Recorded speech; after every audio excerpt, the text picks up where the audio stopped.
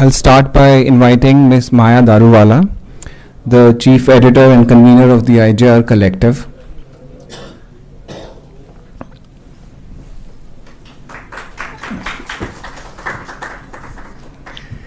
Then may I request Gagan Sethi from Center for Social Justice.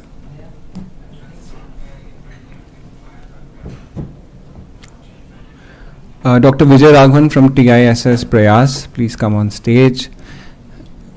Vipul from Common Cause, who just put out a brilliant report on policing and issues of policing, particularly torture. Could you please come on stage? Venkatesh from CHRI, one of country's foremost RTI activists, also part of the steering committee. And Dr. Orgo Sen Gupta, Nobo Barsha to you. Please come on stage from Vidhi Center for Legal Policy. And finally, Leah Varghese from Daksh, who do very good, insightful research on judiciary.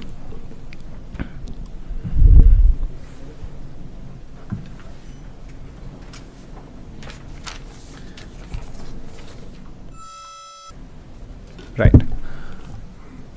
So without further ado, I'll just launch straight into the presentation. My name is Valay. I have been associated with the IJR for the last 6 years from the time that it was started.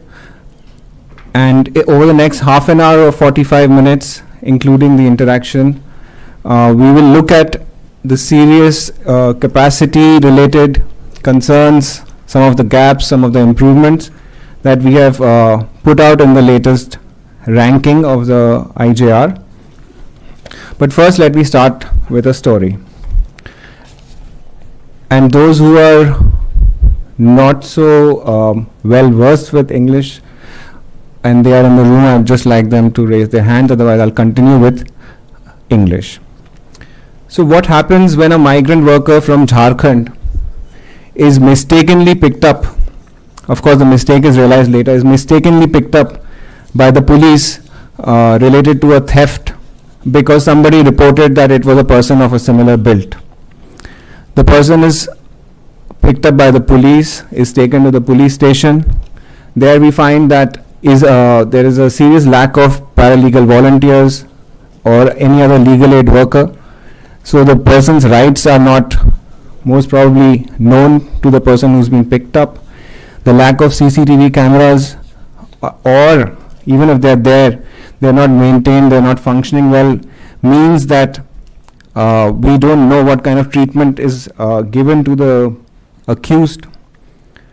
After that, the case is progressing, and the serious issues of forensics, pendency, the lack of capacity means that most probably there would be no forensic report and the person would just be sent to judicial custody. Over there, the serious overcrowding issues, and we will illustrate all this to you, we will show you how bad the overcrowding issues are. The person is likely to not only face overcrowding, but most likely also face the risk of contracting diseases. In fact, just a couple of days ago, there was news articles from Visakhapatnam where lung diseases have been found to be a major problem in the jails. In jails, there's supposed to be prison legal aid clinics. While the numbers have gone up, they're overcrowded, they're overburdened. So even inside the jail, the access to justice of this accused is going to be very suboptimal, which means longer period of incarceration. As it is, we know that more under trials are spending more time in jails now. Over the last decade, this has increased. The judicial backlog is something that we know very well of, and that would mean that in such a case, the case would be adjourned multiple times, more than a dozen times on average, before the person is finally likely to be released on bail. This is from the, let's say, the victim side. From the duty holder side, let's start with police. Each police investigative rank officer is overburdened with at least 2-3 dozen cases. At least, I'm saying, these are averages. Now, 2-3 dozen cases are not easy to solve if that is the workload. The number of pro bono lawyers under the legal aid system is very low, and we will show you the numbers, which also then, as I said before, reflects in the access to justice of these people. In courts, as it is, there are very few court clerks, and the ones who are there are therefore handling more than 100 weekly filings, while they are facing 40% administrative vacancies. In jails, similarly, you will see the severe jail staff shortages. Suppose a head warder is in a jail where there is 150% occupancy and just an average of 20% shortage. They're handling more than 11, more than 12 inmates. That is per head warder. Therefore, what we see is that the person will probably be released on bail only if there is a special campaign and under trial review committees, and if that person is lucky, there is a very motivated pro bono lawyer, then the person likely is going to get a hearing, because the person, remember, is from Jharkhand. Going back to that person is probably perhaps a tribal. The lack of diversity within the judiciary is also going to affect the chances of this person just being understood. The cultural difference is so huge. So if there is a tribal judge, a Santhali interpreter may be provided, and then the cultural context, the barriers could perhaps be overcome, and this person could be given bail. This story is simply to illustrate the lot of statistics that we will show now. And sometimes statistics just tend to drown out the human side, but all our statistics is about the human experience, people who interface with the justice system. So we'll start the presentation now. Some of this I've already covered. Essentially, justice has become like a game of snakes and ladders. It's an ancient game. It's called Moksha Pattanam. In Sanskrit, it's called Shatranj ul Arfa in Arabic, and it has various names in different contexts. But the snakes we are interpreting them as serious capacity deficits, and the ladders are the sum of the reforms that exist. Having said that, now I simply want to talk about what the IJR is. So the IJR looks at the 4 pillars of the criminal justice system. We cover police, prisons, judiciary, and legal aid, on which individually we rank 25 states, and then overall we rank the state as well. In addition, we have assessment of the state human rights commissions, for which data is extremely difficult to come by. So we do RTI, and this is a process stretching more than 15 months. We have data on 23 state human rights commissions on the same themes as you see on the screen: budgets, human resources, infrastructure, workload, diversity, and time series analysis. Some of you are already familiar. We rank 25 states. We divide them into 2 clusters of population over 1 crore and above, and then 7 states with population 1 crore and less. We do not rank the AFSPA states and the union territories, but the IJR website and the IJR report, it provides data on every single state and UT. We want to start by talking about representation of the justice system, and we want to start by talking about gender. 90% of women in the police are all clustered among the constabulary. So they are either constables or head constables. Less than 1,000 of them are IPS officers. And there are only about 1,000 DYSPs in the country. This is a number that I want you to I want you to understand what this means. We are a country of 1.4 billion people, and we have just about 2,000 senior women officers in the country. When we come to the judiciary, we see a lot of improvement, particularly in the last few years, where the subordinate judiciary, there are roughly about 40% women judges. But as we go up the chain in the judiciary, the number just drops exponentially. What this means is that what is the probability of meeting a woman? It's 1 in 9 in the police and so on. Paralegal volunteers and panel lawyers, the crucial frontline responders of the free legal aid system, for which over 80% of the country is eligible. We are not saying that. Just 2 days ago, I think the Chief Justice of India also reiterated that fact. So the probability of meeting a woman is particularly low. And what this actually manifests in is the low compliance of MHA advisories on the presence of women at the first interface at police stations. There should be 3 women SIs and 10 women constables in every police station. And as you perhaps can see, that only Bihar comes closest to meeting the officer benchmark. It has 2.4 on average. These are averages. And no other state comes closest to it. Some UTs like Delhi and Chandigarh perhaps meet the benchmark or are very close to it.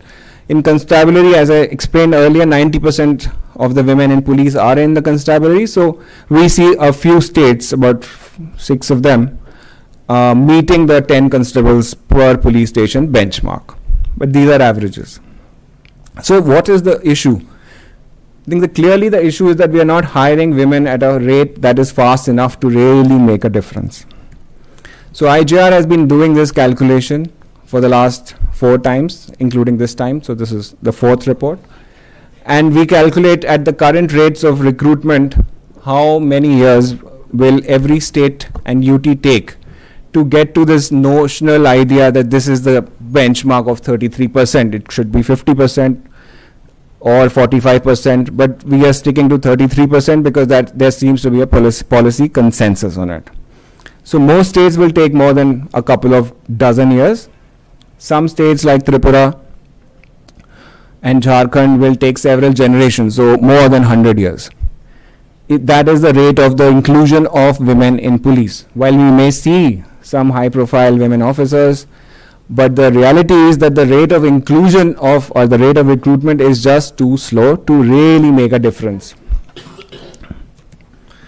In the courts, we've seen, so I'll probably skip the slide, but just take a look, that here too the numbers are not even. So the national average might be close to 40%, but there are states that are not even close to that, are below the national average. I'm sticking in this presentation only to the large states. The small states we have dealt with in the report, and in the interest of time I will not be really talking about small states unless specific questions come up. We've looked at the diversity of gender, the presence of women.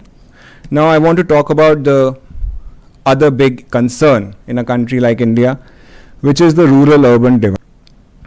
While most of the 18,000 odd police stations are still in the rural areas, the trend between 17 and 23 indicate that both kinds of police stations, urban and rural, they are facing much more workloads in terms of population and in terms of area. And while this is happening nationally, the number of police stations in rural areas has come down by over 700 police stations. This is the area slide, and you'll see that the national average of area covered by a police station in urban localities is about 20 square kilometers, and in rural areas it's about 330. The other representation of the various communities, the SC, ST and OBC communities and groups. We yesterday marked Dr. Ambedkar's anniversary. So this slide is essentially showing you how many states meet their own quotas. This is not any common quota of say 33%, meet their own quotas. So the highlighted states are the ones that meet their own quotas, both in SC officers and in SC constables. There is a clear difference that you are able to meet your quotas more among the lower ranks in the police as compared to the officer ranks. So only 4 states meet, and journalists in the room and on the call know really very well where the largest populations are of each community. I mean, there will hardly be a state where all of them are not present in substantial numbers. So this is the SC. When we come to the scheduled tribes, we find that there's hardly a difference. In fact, the number of states meeting even the quota in constabulary has come down to 8, while the ones who meet officer ranks quotas has increased by 1. Do keep on noticing if there is a commonality in between the different quotas. The third quota is on the OBCs, and here you'll see substantial increase, and you can see the number of states that have been colored. So these quotas among OBCs are being met much more, both in officer ranks as well as in the constabulary. This was the police. Now coming to the representation of SCs and STs within subordinate courts, this data set became public about 3 years ago for the first time, and then again this data was accessed in March this year, and this shows that there is a really low representation even in the district judiciary. So we have just about 5% STs and 14% SC judges. Nearly more than half of the posts reserved for STs and about 30% for SCs are vacant. The table, and all of this is in the report, or the table is showing you who has met how much of their quota. So let's take Bihar. If you want to see in IGR 3, Bihar met 68% of its SC judge quota. In IGR 4, the latest report, this increased to 74%. So still 25%, 26% posts are vacant. You look at Jharkhand. We understand that to be a tribal dominated state, or a large number of tribal groups are present. Over there we find that in fact there has been a drop from 40% quota being met to now 21%, and so on. So similar, sorry, I was reading that for the SCs. For the STs, the situation is actually worse. In IGR 4, only 16% ST judge positions have been filled in Jharkhand. And you can look at every state. If you want to look at Kerala, that's also at 9 in IGR 3 and 16 in IGR 4 in ST judges. And by and large, the number of blues is much more in the OBC category for SC judges, for the district judges, I'm sorry. So the lack of representation has real life implications, particularly for people from these groups, as they do remain marginalized, as report after report, committee after committee has reiterated. The next slide is a further information about the other states, so perhaps I will skip it and go to the next one, which provides certain key highlights.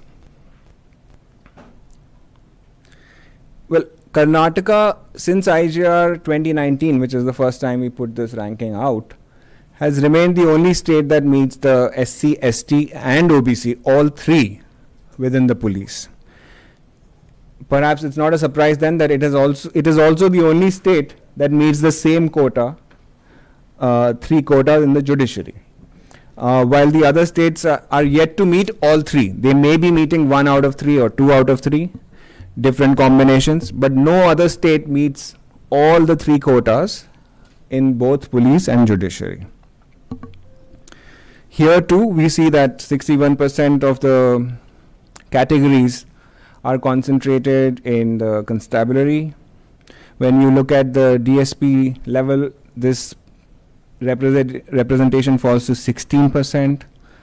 And finally, in the high courts, since 2018, out of the about 700 odd judges that were appointed, only 37%, which is about 5 to 7%, were from scheduled castes or scheduled tribes.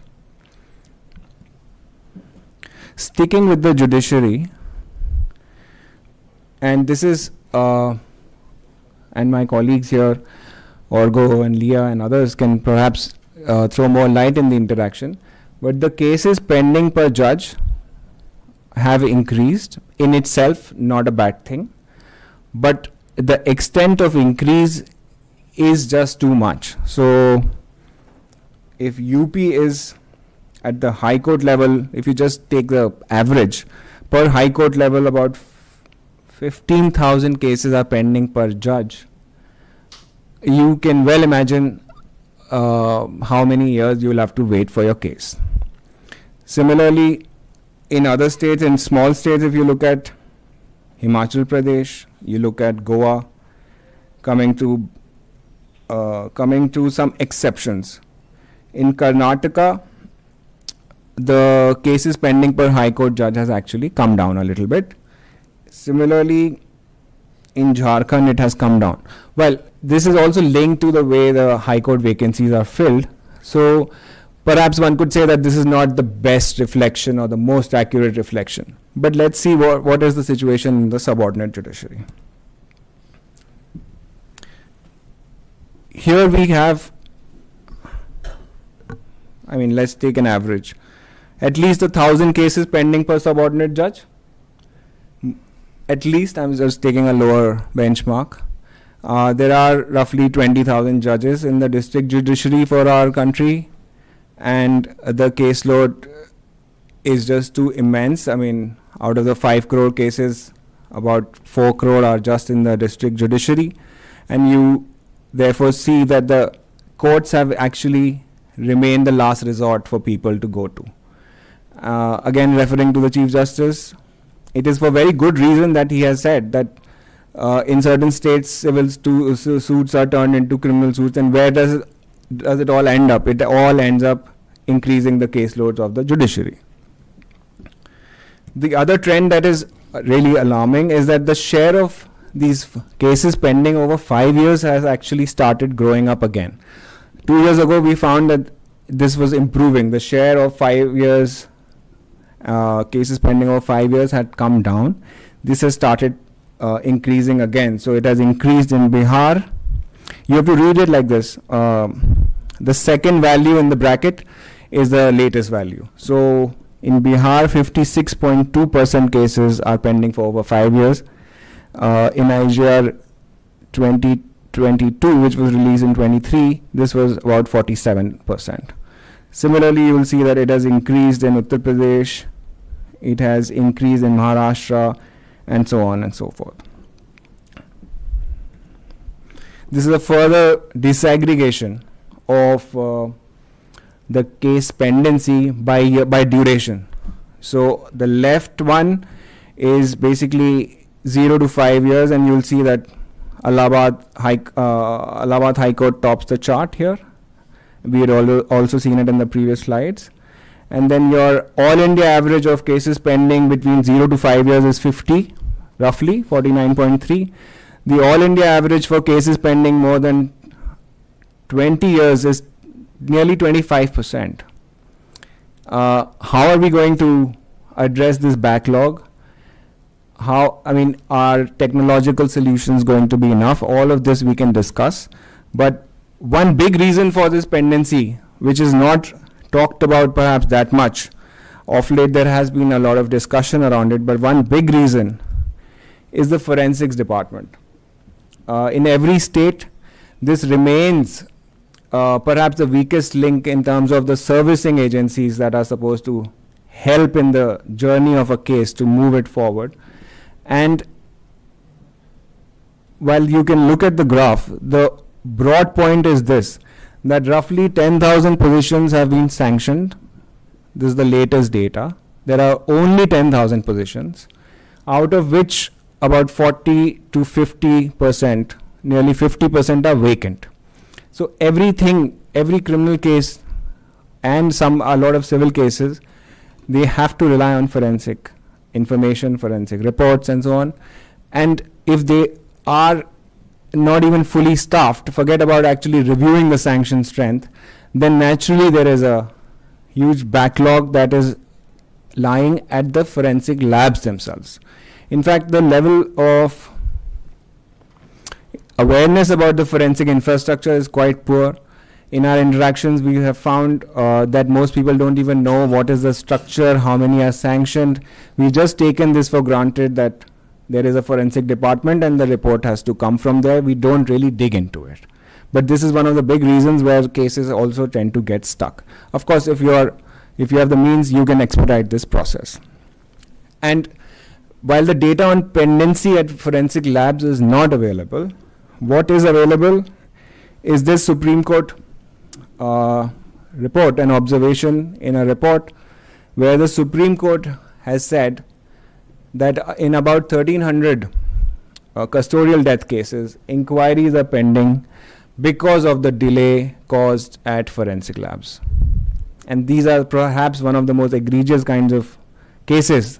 In custodial deaths, if we are not able to expedite the process at forensic labs, what would it mean for an average litigant, for an average case? You can imagine that. And as I mentioned before, less than 50% of the required workforce is actually working. And therefore the question comes, can we see ahead and plan? So we tried to do this projection this time, where we're projecting that the caseload in just the subordinate judiciary will cross 5 crores in 2030. And while it is very simple and easy to blame the judges for it, as I illustrated, it is also other service agencies like the forensics, like the police investigative wings and so on, that have to be talked about. A judge cannot sit there, get everything on his or her table and decide the case. The case has to be serviced and so on. So in subordinate judiciary alone, we will have about 5 crore cases. And in the last 7 years, nationally, not in a single year has the national case clearance rate, which means that if 100 cases come every year, are you able to clear the 100? And these bars are showing you that in the last 7 years, not even once did this cross 100. So naturally, the pendency has grown, and it will continue to grow.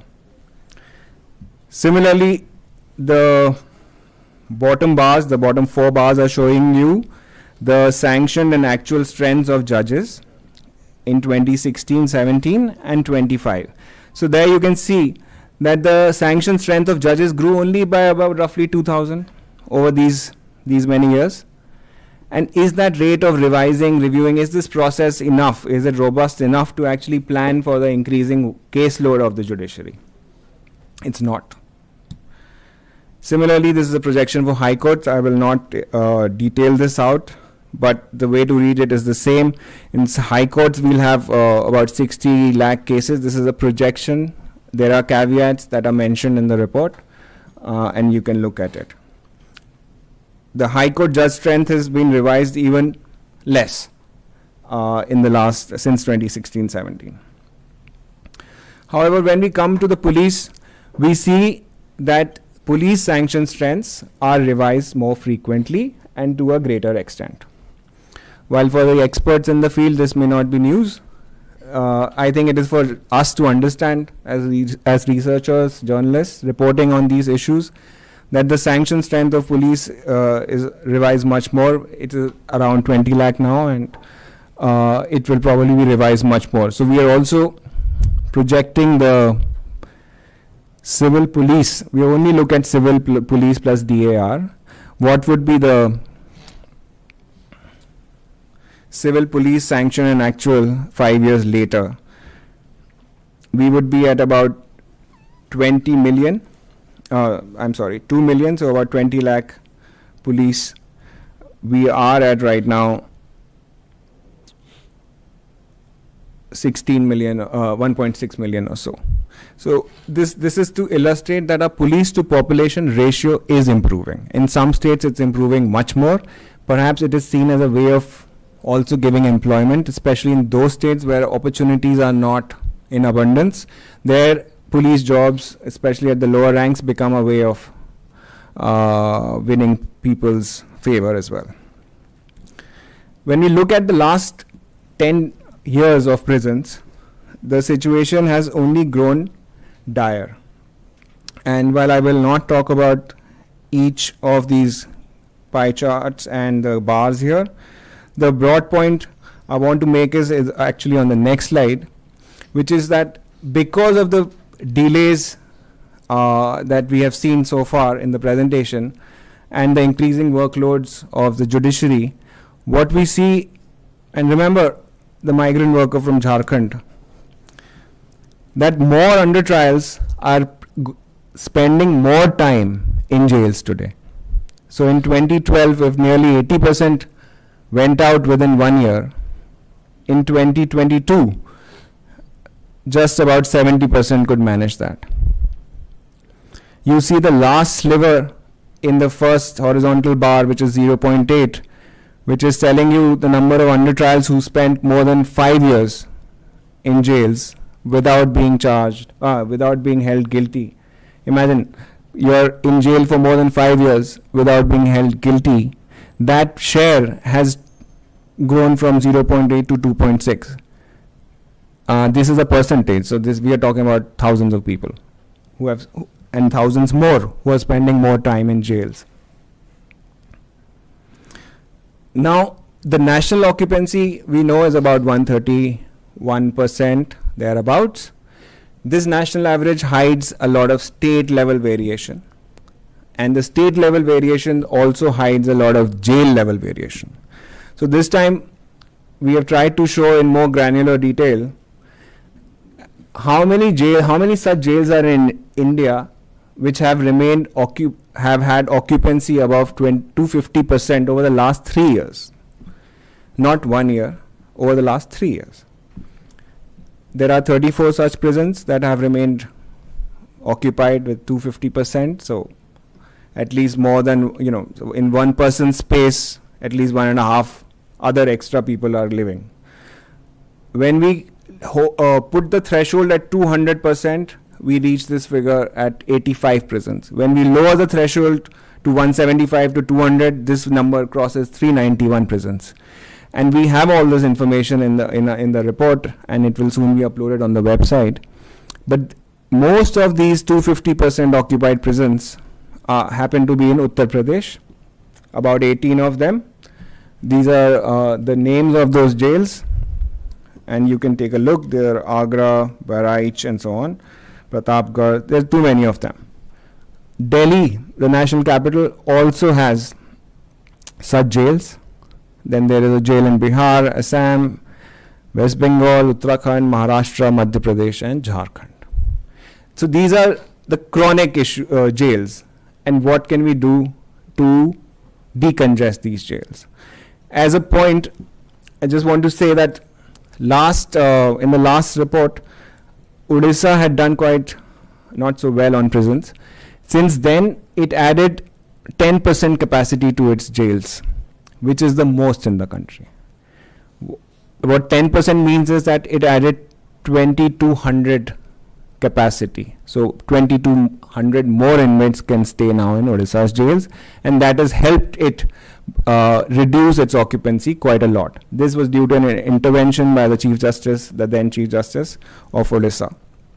And just fortunately, the IJR data, along with our colleagues from CHRI, they were also they became in a way part of that process. So why do we have a lot of under trials in prisons? It's not like we don't have mechanisms. We have mechanisms. These are the under trial review committees that are supposed to work regularly to identify eligible under trials and recommend them for release. The chart on the left is showing you the performance of the NALSA's UTRC campaign. There you see, say, about 100 prisoners were recommended.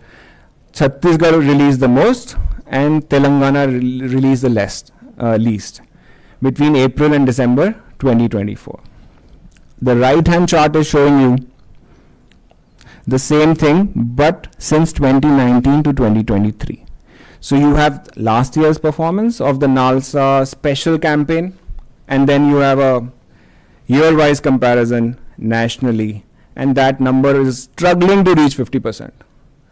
So this is raising deeper, bigger questions about who we put in jail, what do we charge them with, what is the access to justice they get at different steps, different stages, and then finally, why is the UTRC's recommendation, and perhaps Dr. Raghavan and Gagan and others can weigh in on it later.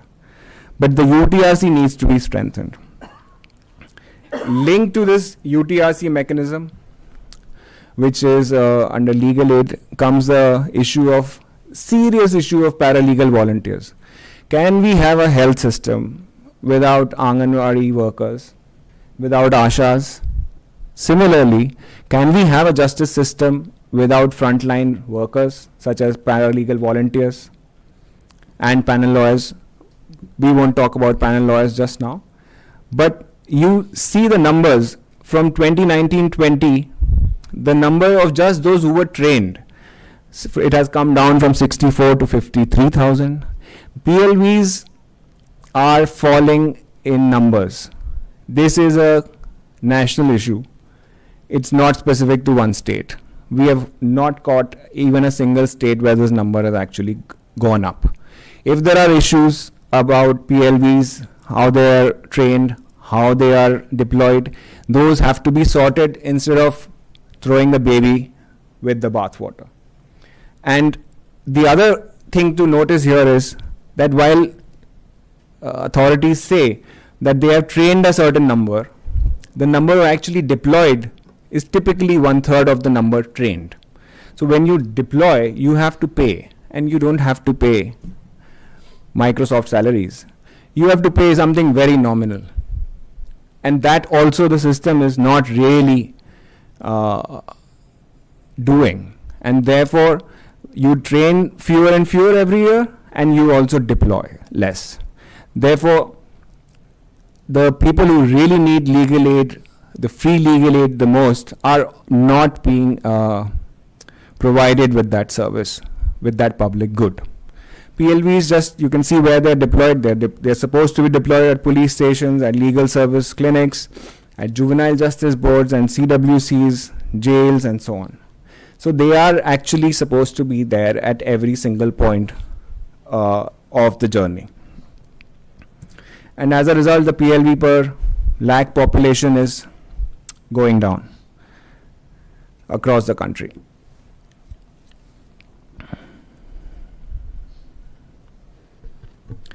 One of the things related to the overcrowding, and I just want to quickly run through this, is that when we have overcrowded jails, criminals who we are trying to extradite are able to get relief in foreign courts by citing the inhuman conditions of Indian jails, such as this gentleman on the screen. And this is something, okay, we may say we don't want to do it for criminals, but we should do it at least for the criminals that we are trying to extradite. Therefore, we should project and plan for our prison capacity, and the IJR is doing that projection, and it is saying that in 2030 we will have nearly 7 lakh inmates at this current rate. It can change, but at the current rate we will have 7 lakh inmates, while our capacity, which is the top bar or the top line graph, will only grow to 5.15 lakh.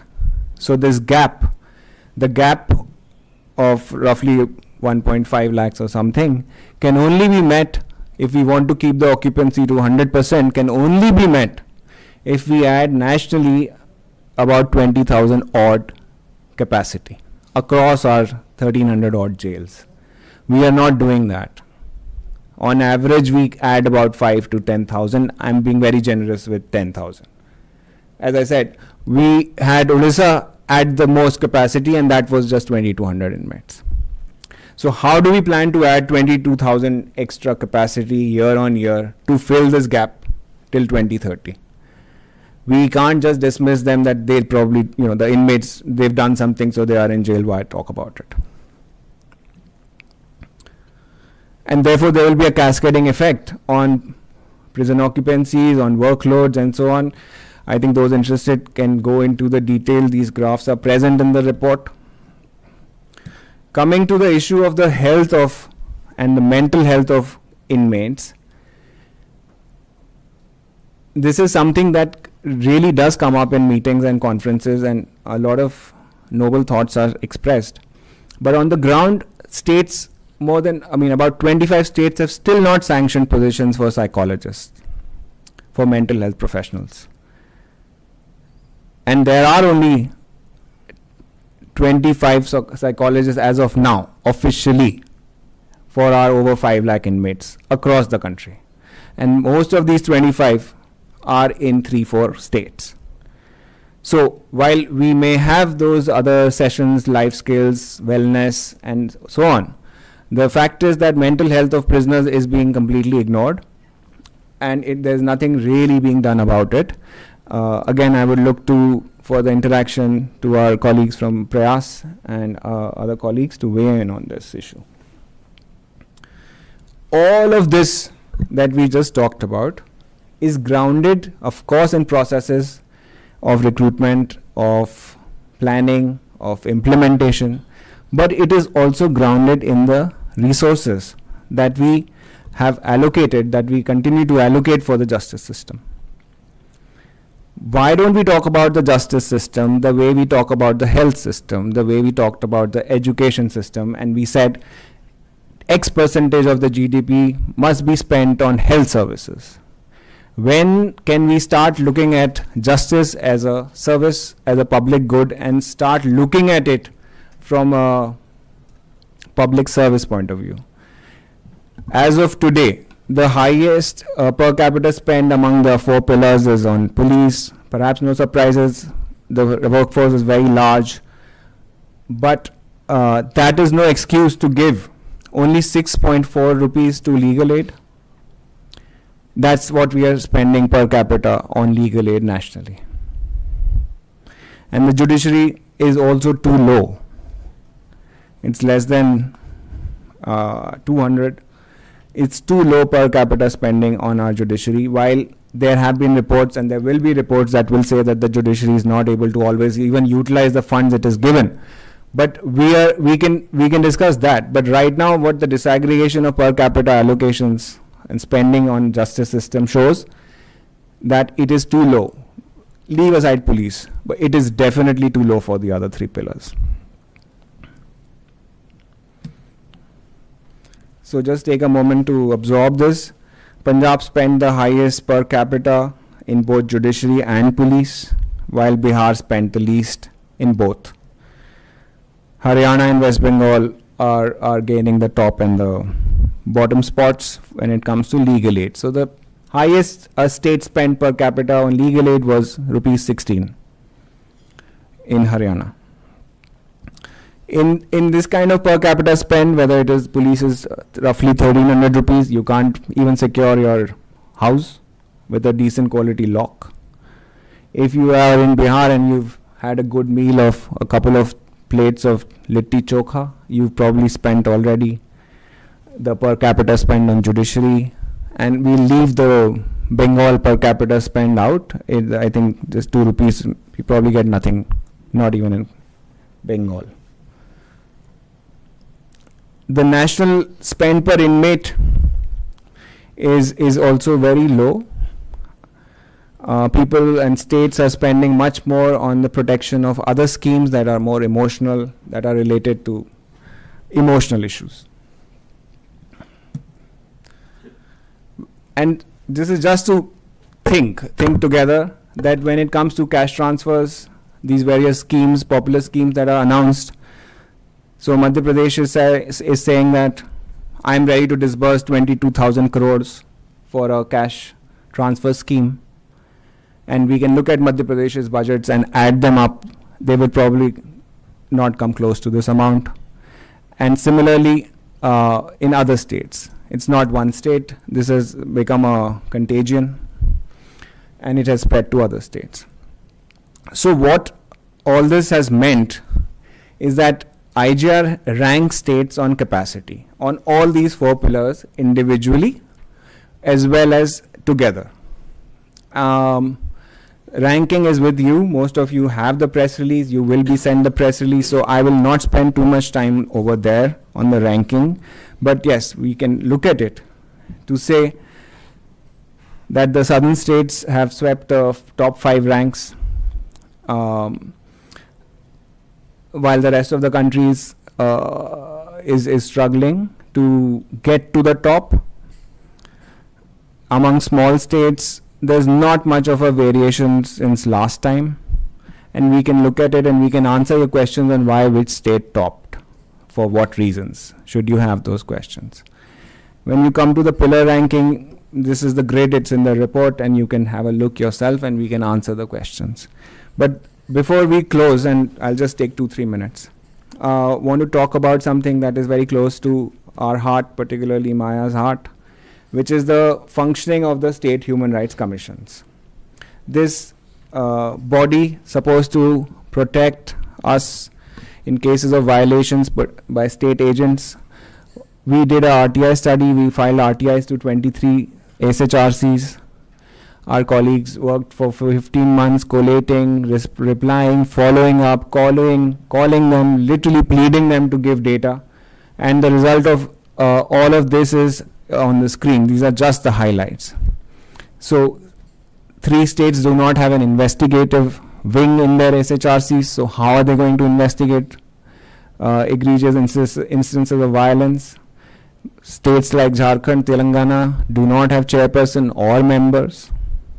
So they are headless.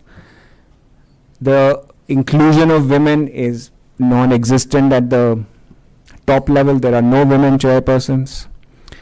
In many cases, we find that, not so much in this report, but we found that they are acting chairpersons. So in Chhattisgarh, there's an acting person since 2018. There are a lot of vacancies.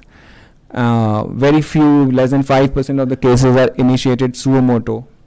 I am not going to reflect on the quality of the SHRC work. We are on capacity.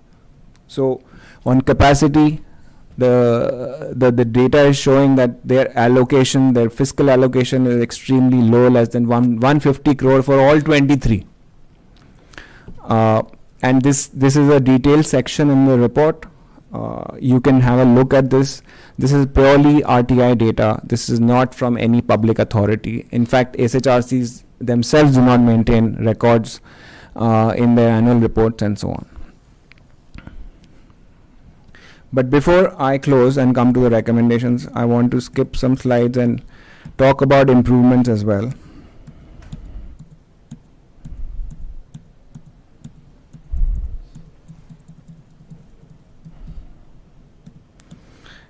No, this is just funny. We have improvements. It may seem like there are no improvements, but states are improving.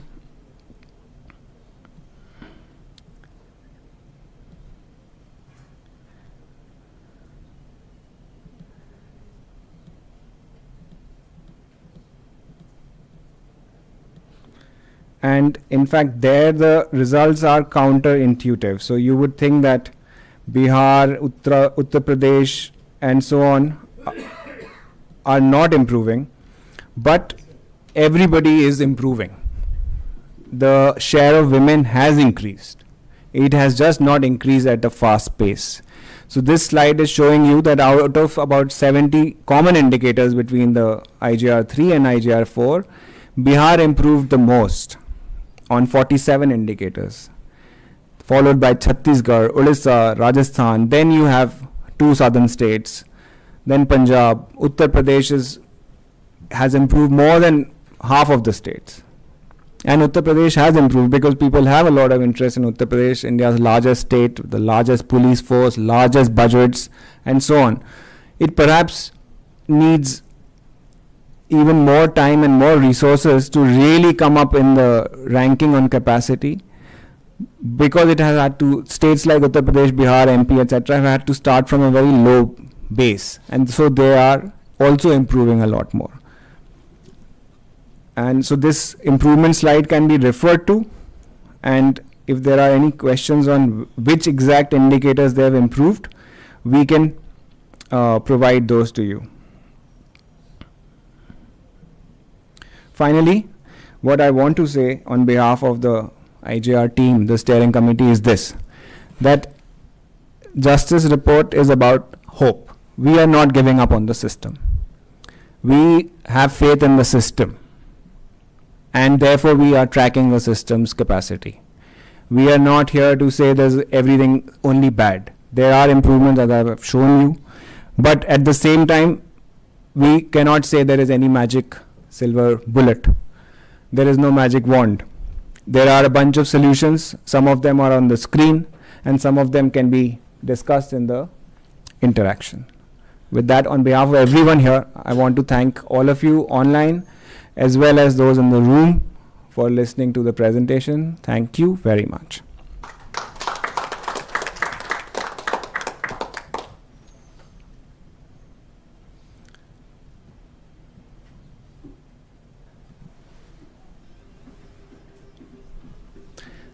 So we can take a moment, and if there are any questions, comments, observations, everything is welcome. Thank you, Orgo, for joining, and Happy New Year again. There's a lunch.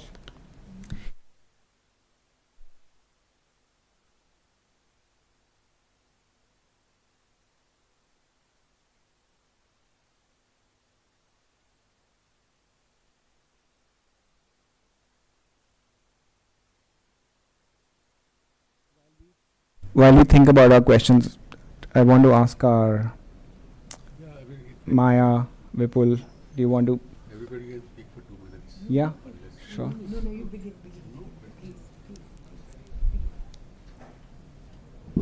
Take the mic.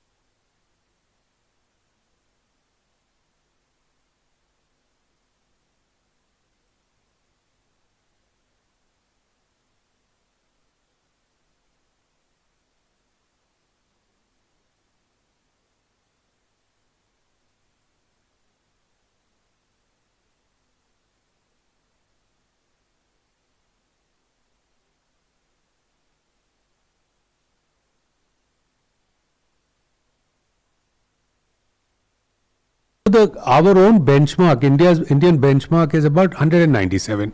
I mean, sanction strength is around 197, and we have 155. But when you see within this, you start seeing that the lowest is as bad as 81 per lakh, that is in Bihar, and the highest is very good. So we also get another lesson that we can actually, instead of running abroad and seeing the best practices in this country or that country, we can see the best practices within India and say, how has Kerala done a lot of things better than others, or how's Karnataka doing better than many other states, or how Andhra Pradesh is doing. So you, within data, you look at things and it starts making sense to you.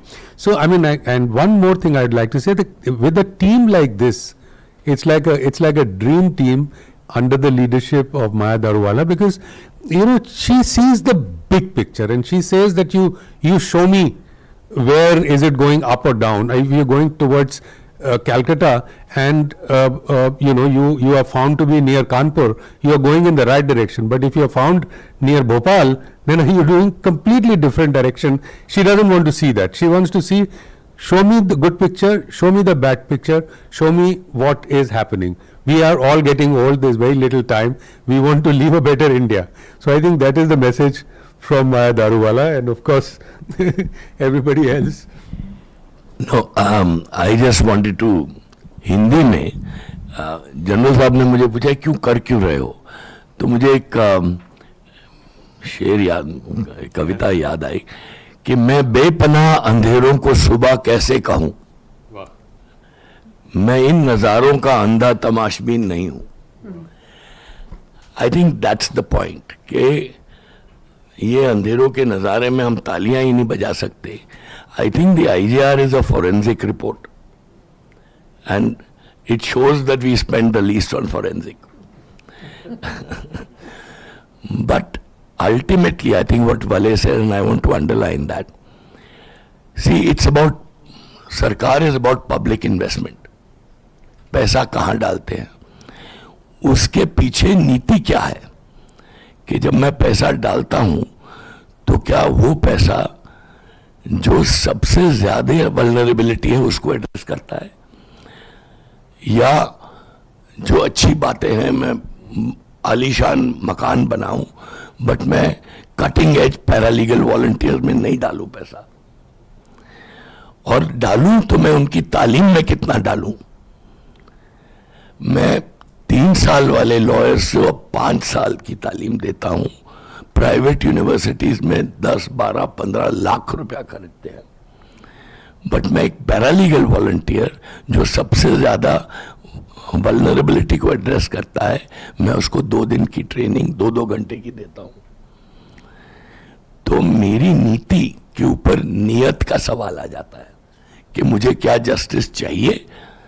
मैं police के ऊपर सबसे ज्यादा खरीदता हूं, very good, तालियां, but क्यों खरीदता हूं और किसके लिए खरीदता हूं, ज्यादा बंदूकें लाने के लिए खरीदता हूं. आई थिंक ये सब सवाल एक हिडन एजेंडा में अगर आप रिपोर्ट पढ़े तो आपको आ जाएगा. बहनों को, औरतों को क्यों नहीं ले रहे हम, क्योंकि मर्दानगी है पूरे जस्टिस सिस्टम में. आई थिंक ये सवाल हम खड़े कर रहे हैं, इसलिए ये फॉरेंसिक रिपोर्ट है. एंड द आइडिया इज कि अगर as journalist you look at the report and highlight the critical areas, वहाँ इंप्रूवमेंट चाहिए. I think that would help. और ये एक जस्टिस रिपोर्ट 1 साल 2 साल नहीं, ये 5 साल 7 साल के बाद एक पब्लिक डॉक्यूमेंट बनता है जिसके ऊपर पब्लिक पॉलिसी आधार रखती है. तो हम इसकी आधारशिला बने, एक justice report public policy on justice की आधारशिला बने, ये हमारी कोशिश है. इतना ही बोलूंगा.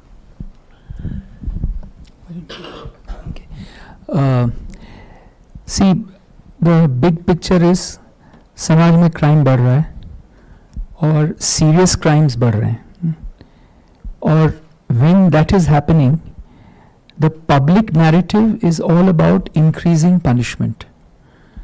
Whether it is our parliamentarians or legislative assemblies, every time a heinous crime comes up in the public arena, through the press, then all we do is change our laws, make capital punishment and put them behind bars for life. But we find that the incidents are going on happening. So there is a public perception कि अगर harsher laws होंगे तो crimes कम हो जाएंगे, but वो नहीं हो रहा है. तो एक समय आता है जब उसके बारे में सोचने की ज़रूरत है कि laws तो आप change करते जा रहे हो, आप harsher laws ला रहे हो, लेकिन उससे crime rate कम नहीं हो रहा है, harsher crimes कम नहीं हो रहा है. और India Justice Report is an attempt to speak to the people to say कि capacity को जब तक आप strengthen नहीं करोगे, ये problems solve और partially भी address नहीं होने वाले. अगर आप देखोगे कि 30 to 40% vacancies हैं across the justice pillars, judiciary बोलिए, आप prisons बोलिए, police बोलिए, between 30 to 40% vacancies है. तो already overcrowded jails में अगर 30% vacancy है, तो what kind of human rights violations are you going to expect? वो जो jailer है prison में, वो 14 घंटा काम करता है, उसको छुट्टी नहीं मिलती है, so he is likely to take out his frustration on someone or the other, and it's going to be the most vulnerable person in that situation. दूसरा मैं ये कहूँगा कि इंडिया जस्टिस रिपोर्ट का ऑब्जेक्टिव है एक पब्लिक डिबेट छेड़ना, और ये रैंकिंग का जो ऑब्जेक्टिव था वो भी सिर्फ पब्लिक डिबेट छोड़ने के लिए. अब आप देखोगे कि southern states are doing better than northern states. So is that a question that we should be talking about? Why are the southern states doing better than the northern states? Is it the fact that governance by and large is better in the southern states than in the northern states? So these are the kind of questions जो हम India justice report के publication से एक debate छेड़ना चाहते हैं, and at some point the India justice report should be as popular as the ACER report on education, and that is why we are working towards reaching that point. Thank you. So just building on everything the other panelists have also said, I work with Daksh, which works on the judiciary. So as media persons, I'd urge you to treat the data that's been presented in IJR as a starting point and dig a little further, because a lot of the reporting on the justice system is quite superficial. So if we talk about courts, which I am most familiar with, everybody talks about, okay, say 5 crore cases are pending now in India's courts across various levels. But what does that actually mean? How long are these cases pending? What is actually counted as a case even, differs from state to state. These are things that need to be highlighted. In some states, interlocutory applications are counted as a separate case. So obviously then we are overestimating the number of pending cases. When is a case actually pending? As the problem also is that as soon as a case is filed, now we treat it as pending. It's not an alarming situation as soon as it's filed. How many cases are actually what we call ripe for trial, ready for trial? How long are cases stuck in administrative stages, notice, service, summons? And connected to that, the shortage of staff. I mean, so much attention is paid to shortage of judges, but what about shortage of staff? It is staff who are actually running the courts. And if you see across states, there is a shortage at High Court and subordinate court level when it comes to staff. So I'd like all of you to dig in a little deeper into this. When we talk about, say, forensics, again now, there's a lot of attention on this. Criminal cases are really getting delayed because there are delays at the forensic analysis level. From what I've heard, what's happening is that the police are routinely sending like cell phones for forensic analysis, even in cases where it's not needed, So, maybe look at how do you train police better to make that judgment. Is forensic analysis needed in this case? Does every criminal case need forensic analysis? So, this is a good starting point. This is giving you a big picture, but please dig little deeper. You'll get really interesting stories on where the problems actually lie and where the solutions can be found. मैं उस बात से अपनी बात को शुरू करना चाहता हूं जो वलय जी ने अपने प्रस्तुतिकरण में बोला. कल ही मैं बैंगलोर से आया वापस। बैंगलोर का रहने वाला हूँ, दिल्ली में काम करता हूँ, बैंगलोर में ही काम करता हूँ, इसलिए की छुट्टी है। आजकल जो हमें वहाँ पर सरकार की तरफ से बहुत ज़्यादा जो सुनने को मिल रहा है और विपक्ष की तरफ से जो कंप्लेंट्स आती रही है वही है कि इतना पैसा सरकार ने जो गारंटी स्कीम्स पे खर्च कर दिए तो बाकी विकास के काम के लिए पैसे है नहीं सरकार के पास। कर्नाटक में बहुत बड़ी समस्या है, यहां तक कि आशा वर्कर्स जिनका जिक्र वलय जी ने किया धरने पे हैं, तनख्वाह बढ़ाइए। तनख्वाह बढ़ाते हैं तो मुश्किल से 100-200 रुपए बढ़ता है। और जो आंगनवाड़ी कार्यकर्ताएं हैं, सारी महिलाएं हैं, वो भी स्ट्राइक पे हैं। फ्रीडम पार्क करके है बैंगलोर के बीचों बीच, एक जमाने में वो सेंट्रल जेल हुआ करता था, लिया बैंगलोर से है, वो जानती हैं। वहां पर वो भी अब धरना लगाए बैठे हैं कि हमारी तनख्वाह बढ़ाओ।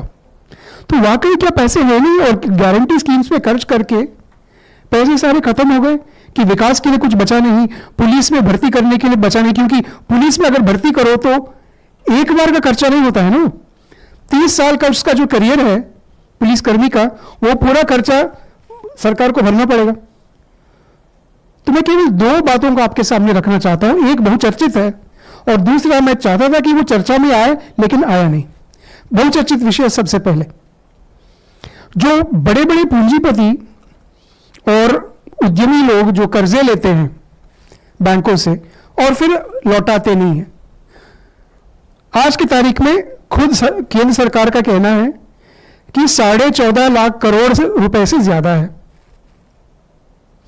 अगर मान लो इसका आधा हिस्सा भी अगर सरकार वापस वसूलने की क्षमता और प्रयास करती है तो जिन बातों को वलय जी ने अपने प्रेजेंटेशन में आपके सामने रखा, बहुत सारी जो कमियां हैं उनको सुधारा जा सकता है। लेकिन कहते हैं नहीं ये तो बहुत कंप्लेंट वाला, मतलब काफी लंबा सिलसिला है, इतना पैसा वापस आएगा नहीं। तो ठीक है, दूसरा जो कम चर्चित विषय है,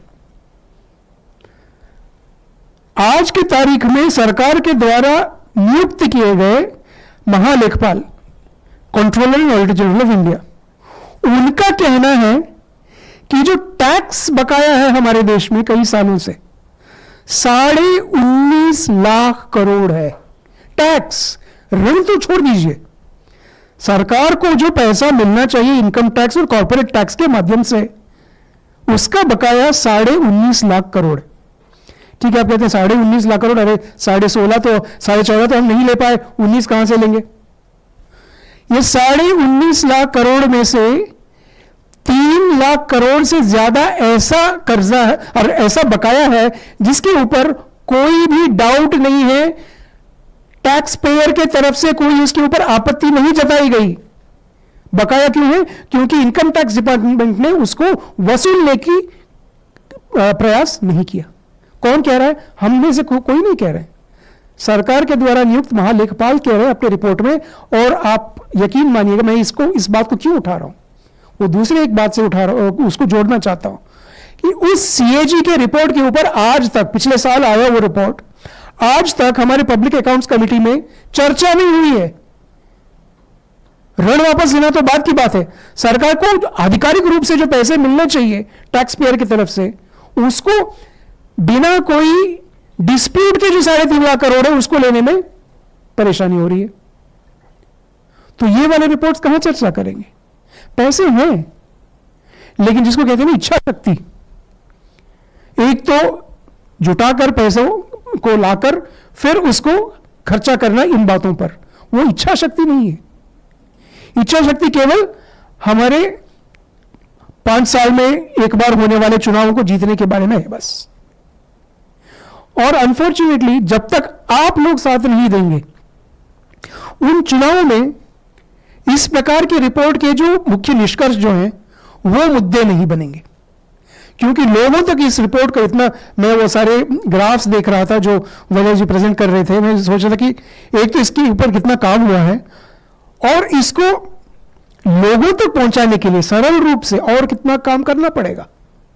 तो इसलिए मेरी आप सबसे गुजारिश ये है कि इस रिपोर्ट के जो रिकमेंडेशंस हैं, इसके फाइंडिंग्स जो हैं, इसको कृपया गंभीरता से लें और ज्यादा से ज्यादा इसके बारे में लिखें, ताकि ये हमारे जो नेता हैं, जो जनप्रतिनिधि हैं, उनके नजर में ये पड़े, और जो विपक्ष के जो जनप्रतिनिधि हैं इन बातों को वो सदन में उठाएं, ना कि केवल पॉलिटिकल बातों को वहां पर लेकर फिर सभा से वॉकआउट या फिर अब्सटेन, ये जो भी रोजमर्रे का जो तमाशा चलता रहता है उससे हटकर ये जो मुद्दा है इसके ऊपर सीरियसली फोकस करें।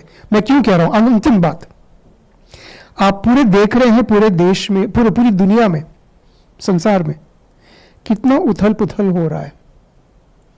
आर्थिक नीतियों की वजह से जो उथल पुथल हो रहा है, बहुत ही जल्द क्रिमिनल जस्टिस सिस्टम पर भी ये असर करने वाला है। क्यों? कॉन्फ्लिक्ट बढ़ने वाला है, कॉन्फ्लिक्ट तो बढ़ेगा ही। Is our system prepared to deal with that? कहते हैं कि हमारे देश में एक जमाने में 5 ईयर प्लानिंग था, और उस वक्त तो कहते थे कि हमारे जो कॉम्पिटिटिव नेशन जो है वो 50 साल तक प्लान करता है। हम आज की तारीख में कम से कम 5 साल के लिए तो प्लान कर ले इन मुद्दों पर, तो बहुत बड़ी बात हो जाएगी। धन्यवाद। Final word to Maya. You guys are not asking questions. We can go on. आपको कुछ पूछना नहीं है किसी को भी? सर,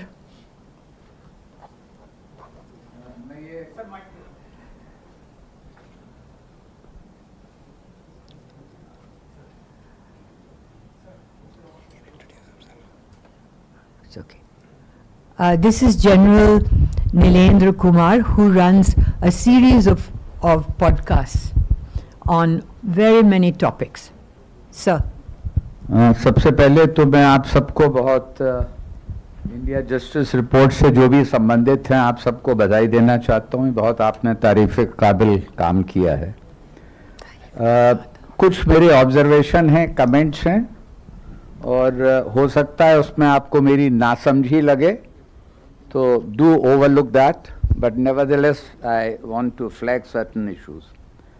पहली चीज़ ये जो कहा, मुझे सुनने में आया कई मरतबे आरटीआई, तो उससे मेरा ये ऑब्जर्वेशन है कि ये जो रिपोर्ट आप बना रहे हैं और इस पर 4th एडिशन लिखा है, तो इसमें जो कंसर्न्ड एजेंसीज हैं, जैसे कि मैं समझता हूँ BPRND हुआ या सुप्रीम कोर्ट हुआ, या हम जस्टिस की बात कर रहे हैं, ministry of law and justice, MHA, Finance Commission of India, the departmental committees of the Parliament and also at the state legislature, NHRC, National Commission for Women, the National Legal Services Authorities, तो मैं ये मान लेता हूँ कि उन सबको भी आपकी ये रिपोर्ट जा रही है,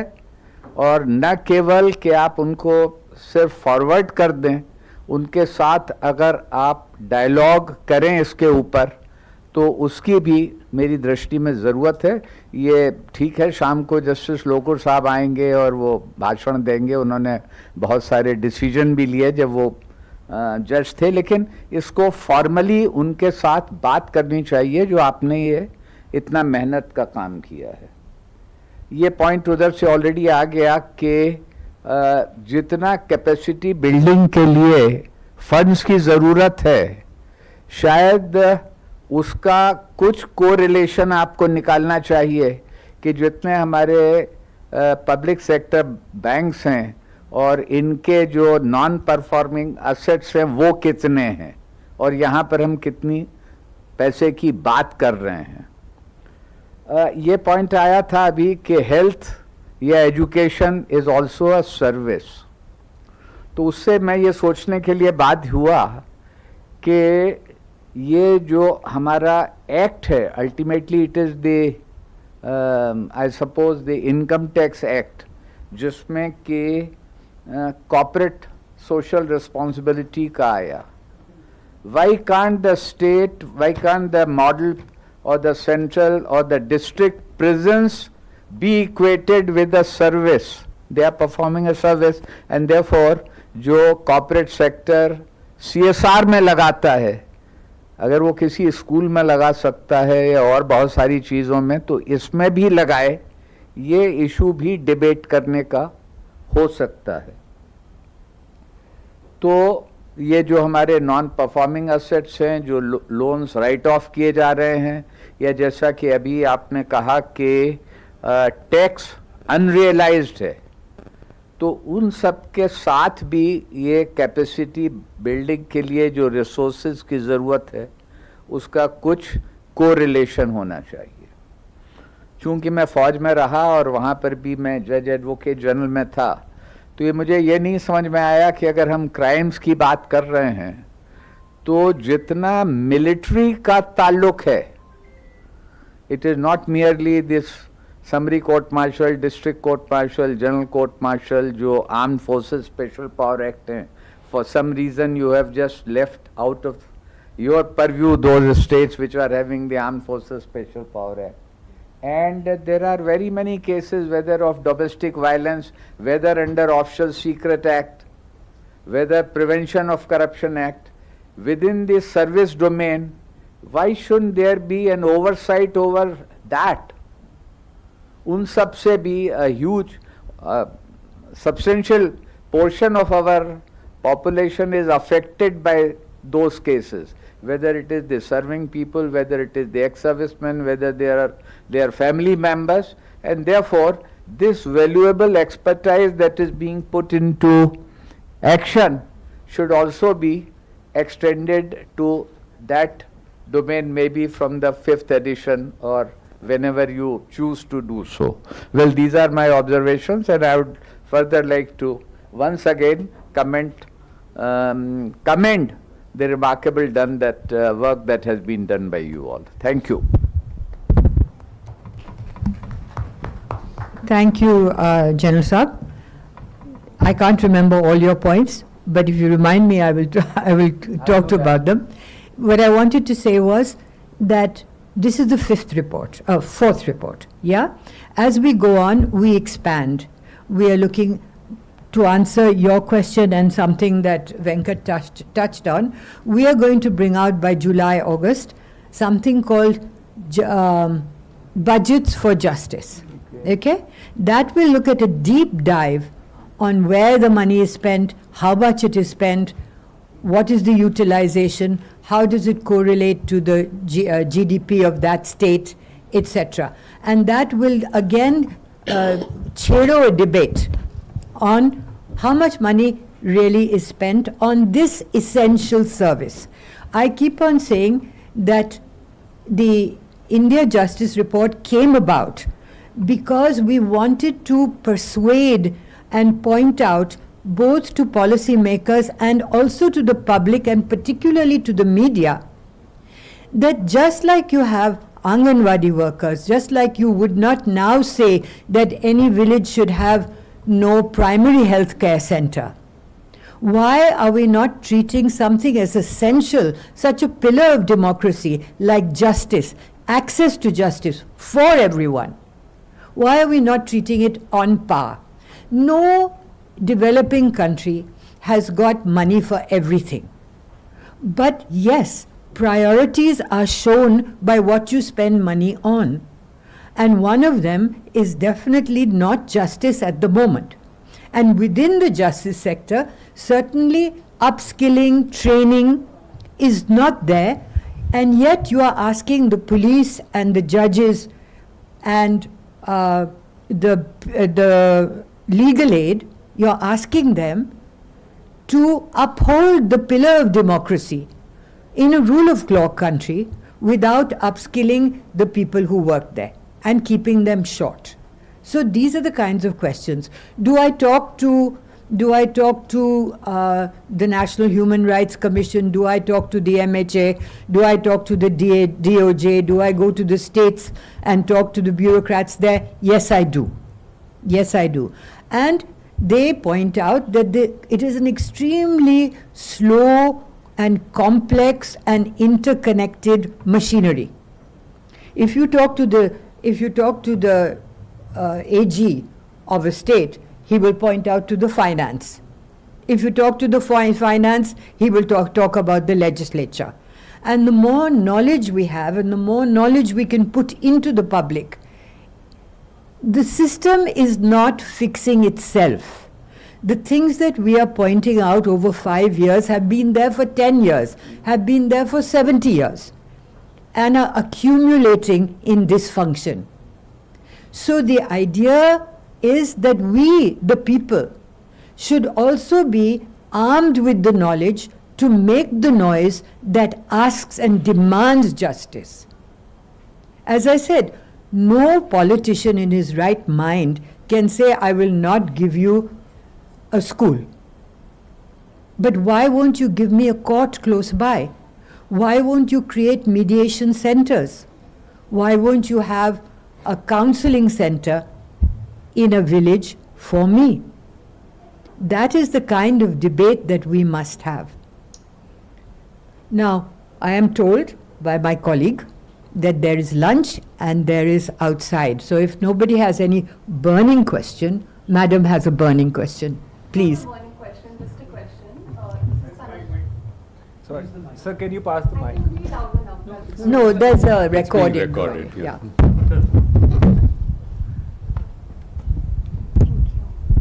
Hi, I'm Tanishka Sodhi from the Quint. Thank you so much for such an essential and extensive report that you guys have put out.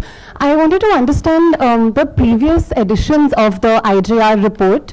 How have different state governments and departments of the criminal justice system engaged with it? Have they taken in the findings and recommendations to try and better their own record, or has there been no engagement from their side on this? I answer that in a very tentative way. There's definitely engagement. Whether the engagement is articulated as come and see me and talk to me because I'm worried about this, it's not there.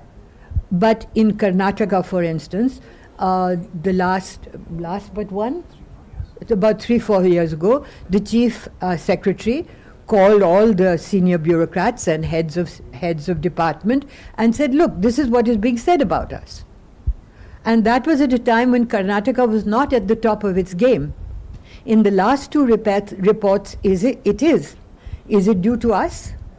I can't say. But it is somebody is paying attention. In Orissa, we held a 2-day meeting with the National Law School there.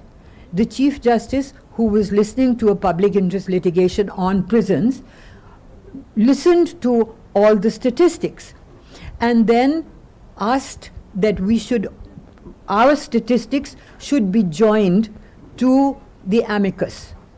And from there was a definite and a demonstrable change in the way the prisons worked.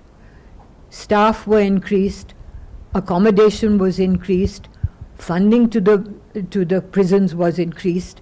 And so you do have these episodal things. And the states that are doing better, they do engage more. The states that are not doing as well, they have their problems. They know their problems. And I am sure that they take account of what is happening and want to do better. That was that last slide about the improvements. And it's simply that the public at large is not as engaged with the delivery of justice, because 9/10 of people don't actually have to engage with the court or engage with the police or engage with the prison. So it's difficult. Whereas everybody wants a child to be educated or everybody wants health care. So from that point of view, we come in with a disadvantage. But that is exactly the disadvantage that we as a group are trying to overcome.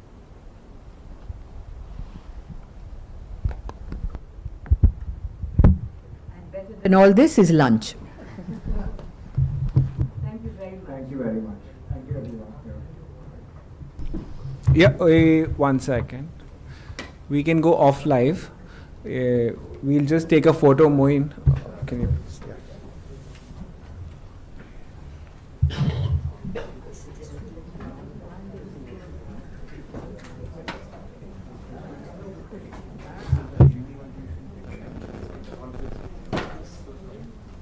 This is a study on recruitment because we thought that that was one of the most bunyadi things.